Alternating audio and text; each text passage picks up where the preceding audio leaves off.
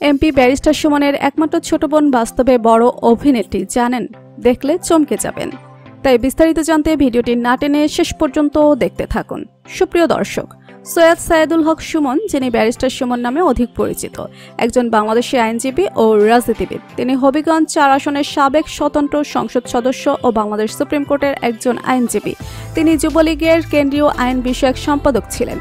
সৈয়দ সায়েদুল হক Suman Bangladesh supreme কোর্টের আইনজীবী। তিনি আন্তর্জাতিক অপরাধ ট্রাইব্যুনালের একজন প্রসিকিউটর ছিলেন। এই পদ থেকে তিনি ২০১২ সালের ১৩ নভেম্বর পদত্যাগ করেন। সৈয়দ সায়েদুল হক সুমন যুবলীগের কেন্দ্রীয় আইন বিষয়ক সম্পাদক ছিলেন। তিনি স্বতন্ত্র প্রার্থী হিসেবে দ্বাদশ জাতীয় সংসদ নির্বাচনে হবিগঞ্জ ৪ আসনে তার নিকটতম প্রতিদ্বন্দ্বী মাহবুব আলীকে ৯৯,৫৫৬ ভোটের ব্যবধানে হারিয়ে বিজয়ী হন।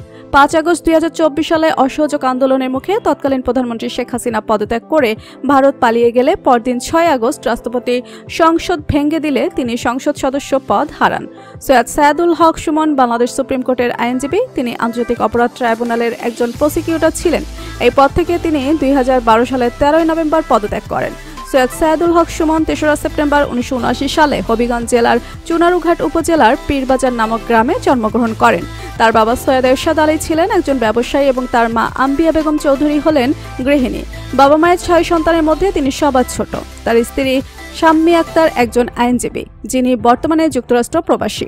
এই দম্পতির এক ছেলে ও এক মেয়ে রয়েছে এবং তার বড় বোন হলেন সৈয়দা মোসাম্মদ তাহমুদা বেগম। তিনি সচিন্দ্র কলেজের একজন শিক্ষক এবং নিজের ভাইয়ের মতো তিনি রাজনীতিতে একদমই যুক্ত নন।